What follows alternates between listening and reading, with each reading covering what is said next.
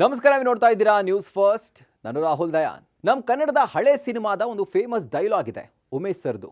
ಅಯ್ಯೋ ಅಪಾರ್ಥ ಮಾಡ್ಕೋಬೇಡಿ, ನಿಮ್ಮ ಹೆಂಡ್ತಿನ ನನ್ನ ಹೆಂಡ್ತಿ ಅಂತ ಅಂದ್ಕೊಂಡು ನಾನು ತಪ್ಕೊಂಡ್ಬಿಟ್ಟೆ ಅಂತ. ಈಗ ಯಾಕೆ ಈ ಡೈಲಾಗ್ ಅಂತ ನೀವು ಅಂದ್ಕೊಳ್ತಾ ಇದ್ರೆ, ಅದಕ್ಕೂ ಹಾಗೂ ಈಗ ಹೈದರಾಬಾದ್ನಲ್ಲಿ ನಡೆದಿರುವಂಥ ಒಂದು ಘಟನೆಗೂ ತುಂಬ ಲಿಂಕ್ ಇದೆ. ಅದೇನಪ್ಪ ಅಂದರೆ, ನಿಮಗೆ ಗೊತ್ತಿರೋ ಹಾಗೆ ತೆಲುಗಿನ ಪ್ರಭಾಸ್ ನಟನೆಯ ಕಲ್ಕಿ 2898 AD ಸಿನಿಮಾ ಇದೇ ವಾರ ತೆರೆಗೆ ಬರ್ತಾ ಇದೆ. ಇದು ಸಾಕಷ್ಟು ಹೈಪ್ ಕೂಡ ಕ್ರಿಯೇಟ್ ಮಾಡಿದೆ.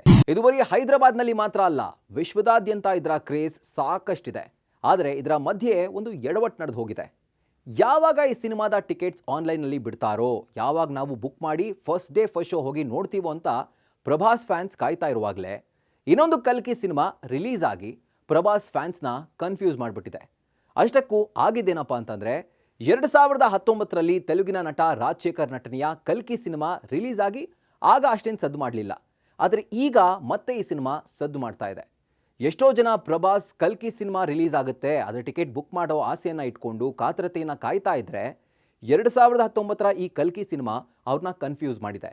ಎಷ್ಟೋ ಜನ ಪ್ರಭಾಸ್ರ ಕಲ್ಕಿ 2898 AD ಸಿನಿಮಾ ಟಿಕೆಟ್ ಬುಕ್ ಮಾಡೋಕೆ ಹೋಗಿ 2019ರ ರಾಜಶೇಖರ್ ನಟನೆಯ ಕಲ್ಕಿ ಸಿನಿಮಾದ ಟಿಕೆಟ್ಗಳನ್ನು ಬುಕ್ ಮಾಡ್ಕೊಂಡಿದ್ದಾರೆ. ಇದರಿಂದಾಗಿ ಈ ಹಳೆ ಕಲ್ಕಿ ಸಿನಿಮಾ ಇದೆಯಲ್ಲ, ಅದರ 20 ಶೋಗಳು ಹೌಸ್ಫುಲ್ ಆಗಿದೆ. ಇದೊಂಥರ 2019ರ ಕಲ್ಕಿ ಸಿನಿಮಾದ ನಟ ಹಾಗೂ ನಿರ್ಮಾಪಕರಿಗೆ ಆಸೆನೇ ಪಡೆದೆ ಹಾಗೂ ಅವ್ರಿಗೆ ಗೊತ್ತೇ ಇಲ್ಲದೆ ಲಾಡು ಬಂದು ಬಾಯಿಗೆ ಬಿದ್ದಂತಾಗಿದೆ.